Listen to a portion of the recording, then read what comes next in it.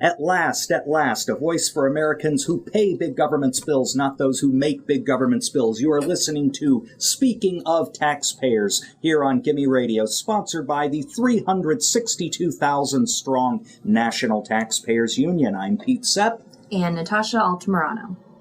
Well, we find ourselves here in Washington, D.C. in the thick of a whole lot of tax and spending fights. We have the budget resolution battle, which is drawing to a close. We had earlier this year a battle over raising cigarette taxes. We expect a battle over things like card check legislation, which has very serious implications for taxpayers, as well as health care issues. But among those issues is energy policy. Lots of facets, lots of different implications, lots of different ramifications for the American taxpayer. You'll be very surprised by the revelations our next guest has. He is the brightest bulb in our universe and in most other universes when it comes to energy policy. Our own Director of Government Relations, Andrew Moylan. Welcome to the show, sir.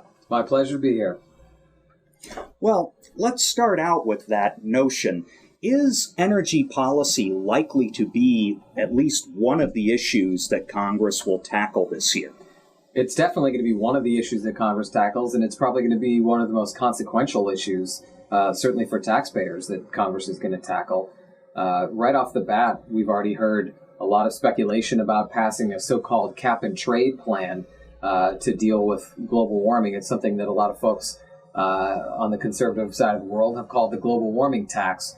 And when you look at it, the claims are somewhere in the range of $600 to $700 billion in cost, but even Obama's advisors themselves have admitted off the record that it would cost upwards of 2 to 3 times that much. So we're talking about nearly $2 trillion worth of costs to taxpayers in the form of higher energy prices and the like if we pass something like that. And that's on top of the existing burdens that everybody is facing today with taxes.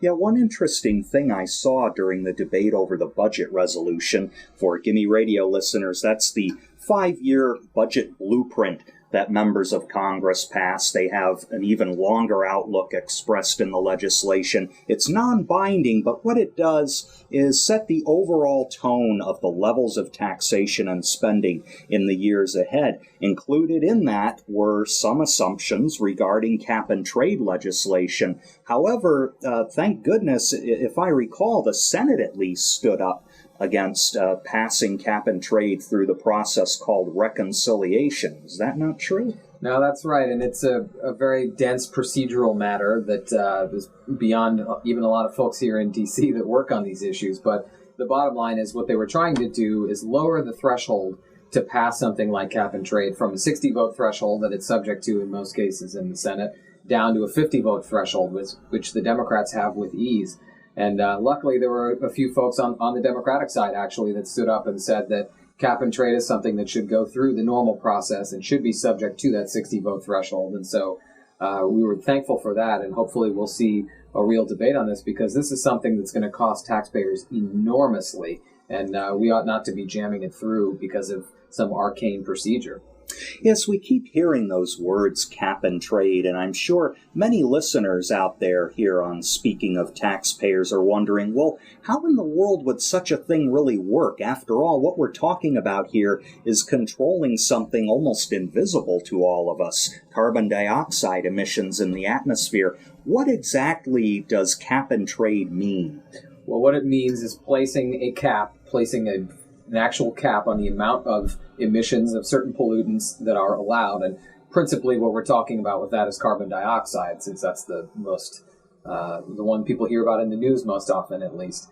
And what that means for businesses, for power plants and the like, is that they would face a hard cap and they would have to trade for permits to be able to emit more. So you would see coal-fired power plants, for example, having to purchase huge numbers of permits to be able to be allowed to pollute more in terms of CO2. And so that's something that would enormously raise costs across the board and would be a real challenge for the economy at a time when I think that most people would agree the economy can't really handle many more challenges than it's facing right now.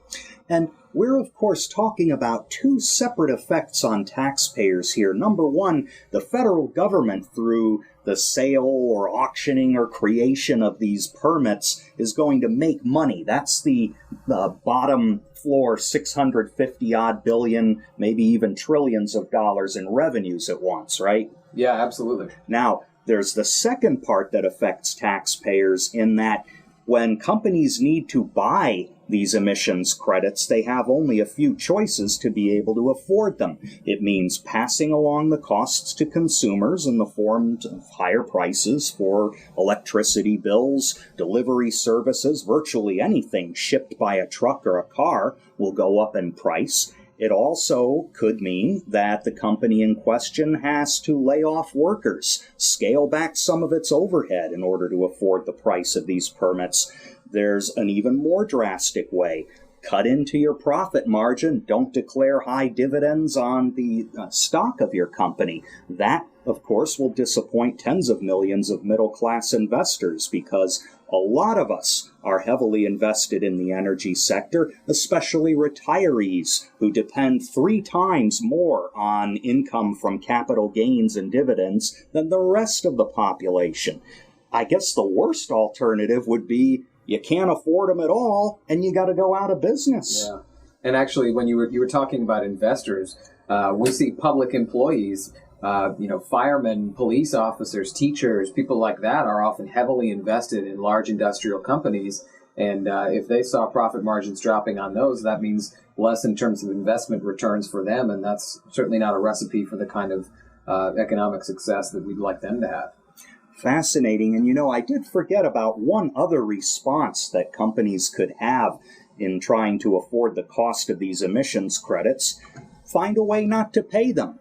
In fact, over in Europe, the European Union was charged with implementing something called the Kyoto Protocol. That was a form of a cap-and-trade regime that the countries agreed to follow to try and reduce their emissions. And one of the byproducts, of course, is that there are literally hundreds, maybe even thousands of industry lobbyists and lobbyists for the governments trying to get exemptions from all of these permit and emission requirements. You have Germany, for example, saying, we can't force all of our coal companies out of business. We want an exemption for cap and trade affecting this firm. It just has gone on to the point where this has become a real political power game. It's a special interest lobbyist's heaven. There are people who are salivating at the prospect of passing a bill like this because they know it'll mean hundreds of thousands of dollars for them and their cronies that work at a lot of these lobbying firms to be able to go work in the dark of night trying to get their companies or their friends a lot of these exceptions. And that's something that we're obviously worried about. But I think that the most important angle for taxpayers here is that regardless of what you think about the science, and NTU is not a scientific organization, we're a taxpayer group. Regardless of what you think of the science, though, we're talking about heaping these burdens on top of your existing taxes. If any of you think that we can afford an additional $2 trillion in taxes, let me know. But I haven't heard many of those folks yet. Yeah, obviously.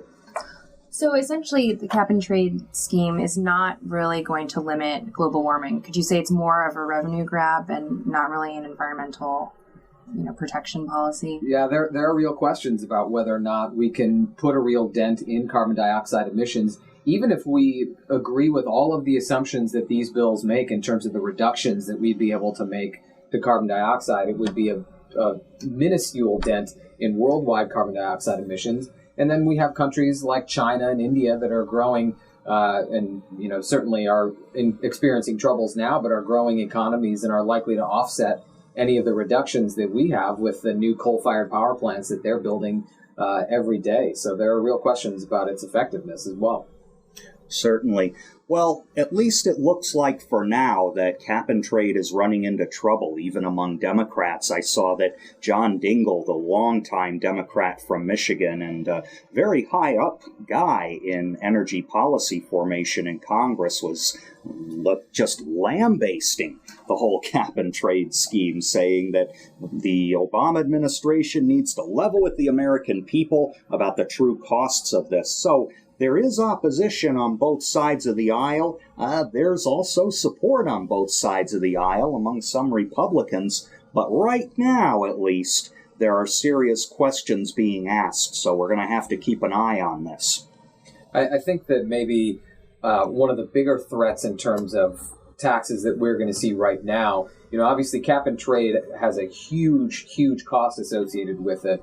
But one of the things that is running a little bit under the radar is the fact that there are a lot of industry taxes that have been proposed as well, depending on the proposal, somewhere between $30 and $80 billion of additional taxes on oil and gas producers. And for those of you who are old enough to remember the summer of 2008 when we had $4 a gallon gasoline, I think that we can see a return to those days rather quickly if we start deciding that we're going to hike taxes on all of the people who are going out there and discovering oil and gas. Well, yes, and since GIMME stands for Golden Musical Memories of Yesteryear, probably a lot of listeners have a very long memory about not only the tunes they listened to, but the politicians they were forced to listen to, among them Jimmy Carter with his infamous windfall profit tax. Remember those long lines at the gas station, folks? Remember things like the Synthetic Fuels Corporation? Remember the economic and social malaise Carter spoke about? We could very well see a return to those policies if things like these energy taxes are passed. Yeah, most people agree that we need more oil and gas. Large majorities of the American public, when they're polled, say that we need more oil and gas in this country, more domestically produced oil and gas as well. And so one surefire way to make absolutely sure that you have less of it is to start hiking taxes on it. And so that's a pretty bad idea by a lot of different measures. Yeah, and the experience with the Carter administration's windfall profit tax, which continued under Ronald Reagan until it was finally repealed, is very illustrative of what happens when you start taxing an activity you really wanted more of. The reliance on foreign imports actually increased as a direct result of the tax, and it decreased domestic production. This is not some effect people guessed about. The Congressional Research Service, Congress's own research arm, looked into this and directly attributed these declines in domestic production and increases in reliance on foreign oil to the windfall profit tax. Yeah, it's no mystery what would happen. We know exactly what would happen because we've tried it before. And so if we start enacting these windfall profits taxes, there's no reason to think that the exact same thing isn't going to happen again. And I don't think that anybody really wants to repeat the 1970s when it comes to energy, because that was something that was economically damaging and certainly damaging to the family budgets of a lot of folks. Interesting. So the probability of this coming up before cap and trade is certainly high. What might such a tax be wrapped up in? A wholesale energy policy bill, or would it be used as a, quote, pay for something else? We might see it rolled up in a larger energy bill, but I think you're more likely to see it as a pay for spending that the Democrats want to do. They have a whole laundry list of things that they'd like to spend billions upon billions of dollars more on. And one of the things that they see as an easy target are a lot of these oil and gas companies. Of course, they're ignoring the fact that ultimately it's consumers and people like that, investors and the like that we've already been talking about, that are going to be bearing the brunt of that. But I think you're likely to see it as an offset for a lot of this new spending. So that's what makes it especially dangerous. We could very well see this pop up in any of a number of places. So another thing we have to keep careful watch on. Absolutely. And I think that, one of the other things that we're keeping our eye on is the idea of a renewable portfolio standard, another very Washington term about something. Basically what this means is requiring that no matter what we do, we have to produce at least a certain percentage of our energy from renewable sources. And, well, that sounds great on paper. Who doesn't want more renewable energy?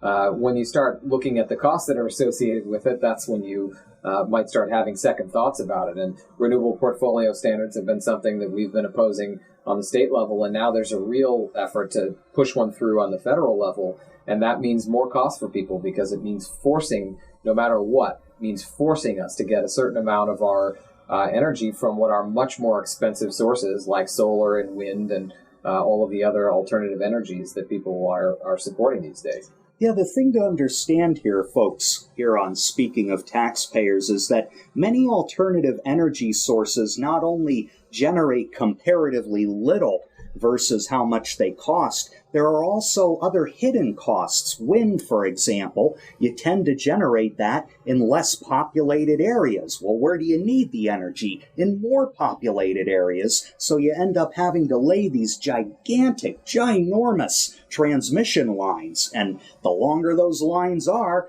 the more the energy dissipates until it gets to the other end. The other interesting thing about wind is you're only producing electricity when the wind blows.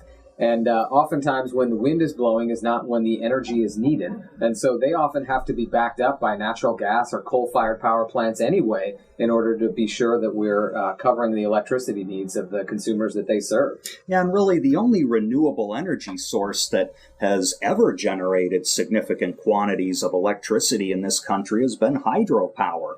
That's still the case when you look at the percentage produced. But the environmental community has problems with that too, saying we can't hurt fish and their migratory patterns. Obviously, there are new technologies that can help smooth that out. We've got nuclear power on the table. Those are alternatives to oil and gas as well. But it seems time after time, all we hear from the other side of the fence is no, no, no, no, no. Start living in trees. Yeah, I suppose it's better that we hurt low-income and middle-class Americans than we hurt fish in rivers across the country or other places like that. I mean, this has been an ongoing issue that we've been advocating for a more comprehensible energy policy than we've seen, and hopefully folks will start listening soon. Well, we've been keeping an eye on these issues here at NTU, Andrew, but where can Gimme Radio listeners go to get more information?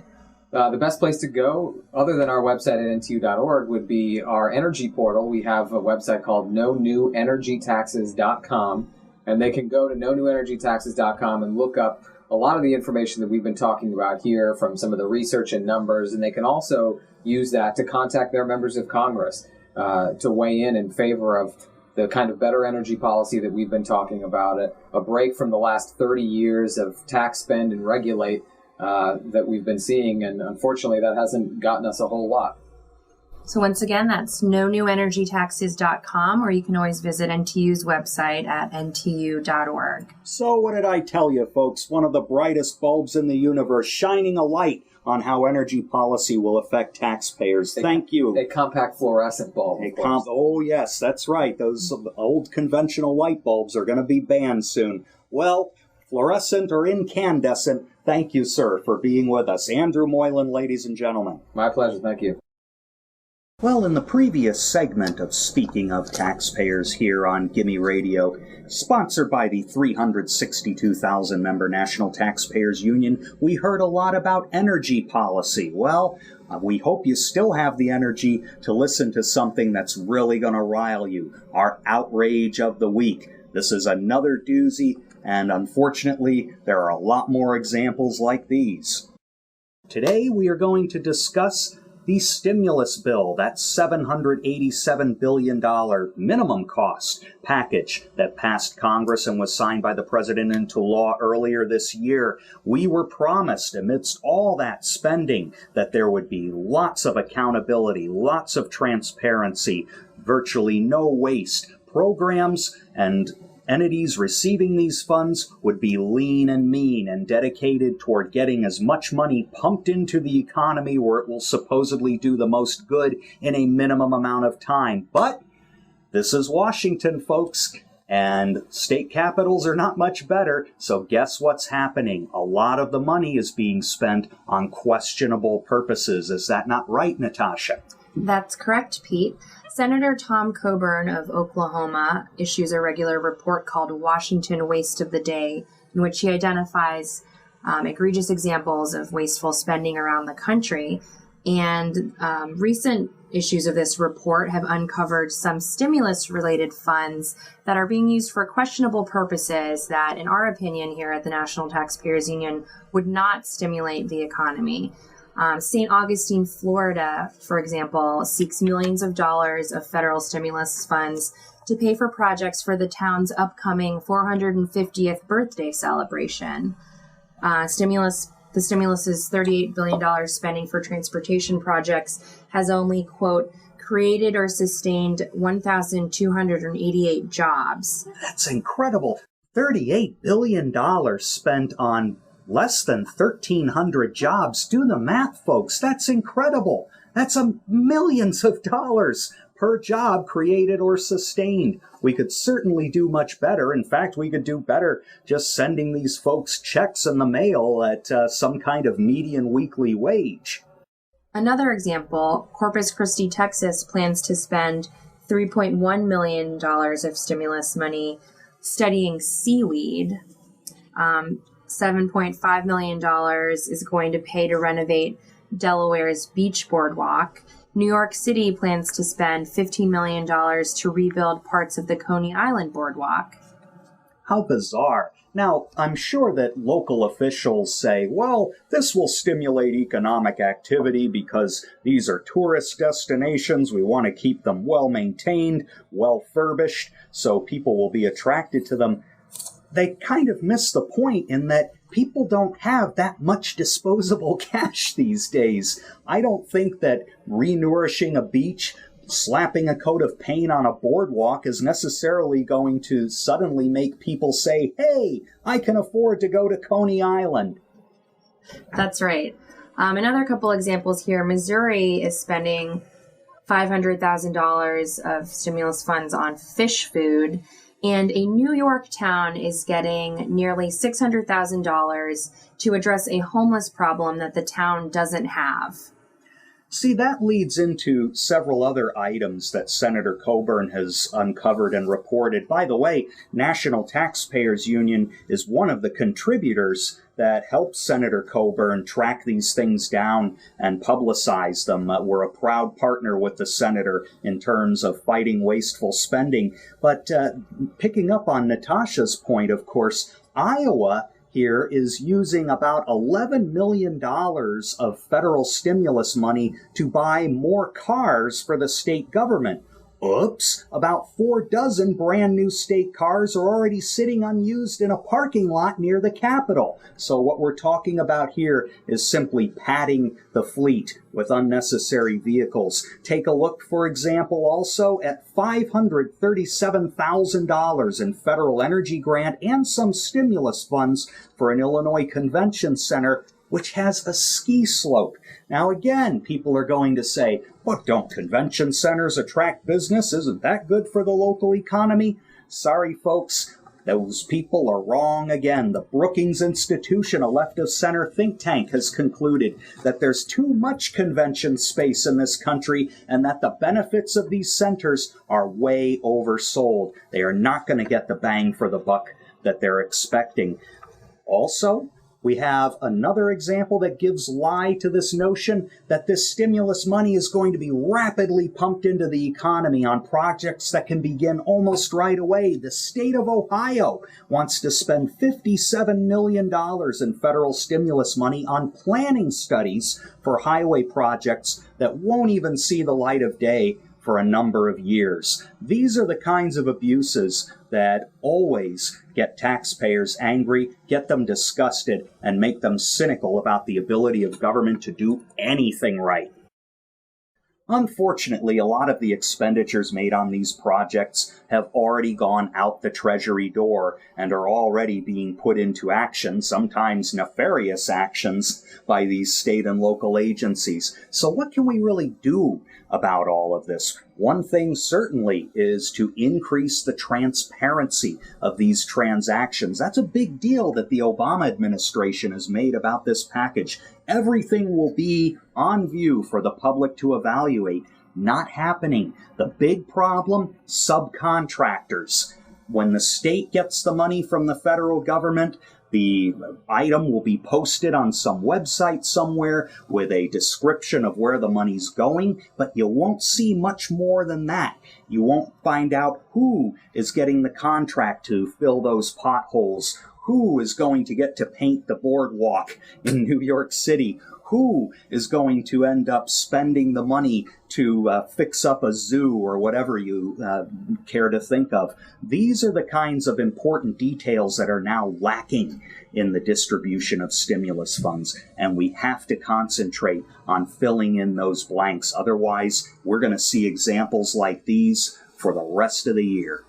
There are also plenty of other policy-related debates over stimulus that we need to have in this country, such as fixing our tax system, both the corporate and the personal one, to make it less complex, more competitive internationally, looking at things like deregulation that can actually help stimulate economic activity. A lot of states are now considering bills to revise their telecommunications laws so that there will be more freedom of choice and innovation. That adds value to an economy without a government having to put out taxpayer cash. So we need to consider all of these things, but in the meantime, we've got to get a better handle on these stimulus expenditures. And in the meantime, we mean now. Well, folks, are you energized? Are you outraged? Are you moved to action? We hope you are, because your National Taxpayers Union has a great item for you, a great event for you to attend. It's called the National Taxpayers Conference. That's right, Pete, and it'll be taking place June 11th through 13th here just outside the nation's capital in Crystal City. You can visit our website, ntu.org, to register and get the most up-to-date information. In fact, just this past week, we confirmed a new speaker. Congressman Mike Pence of Indiana will be speaking at our conference, along with a host of other current and former lawmakers, think tank leaders, taxpayer activists, conference alumni, you name it, they'll be here. An excellent lineup of sessions as well as speakers will be available at this event. We have nuts and bolts training seminars for folks who want to figure out how to start an organization, how to dot the I's and cross the T's when you file legal papers for one. We have another track for relatively advanced taxpayer activists who want to know what's up with the latest in the taxpayer movement. What new trends are there in ballot measures? Just to give one example, there's another session track that has to do with policy. Where is the state government level going in terms of cutting or raising taxes? What big issues are on the horizon in property taxes? You'll find out all of these things and more at National Taxpayers Conference. You've got to be here. It is the premier event for citizens who want to become more active in the taxpayer movement. You don't have to start your own organization. That's great if you do. But if you just want to become better informed, so the next time you make that call to your congressman or your state lawmaker, you know what you're talking about perfectly and you won't take any guff back over the phone from these people who are trying to confuse you. National Taxpayers Conference, ladies and gentlemen, the best bargain in the country when it comes to finding out about the tax revolt. Well, that just about does it for this week's edition of Speaking of Taxpayers. Thank you for joining us. I'm Natasha Altamirano. And I'm Pete Sepp. Remember, you have the power to fight the power if you speak truth to power. And we speak truth to power through speaking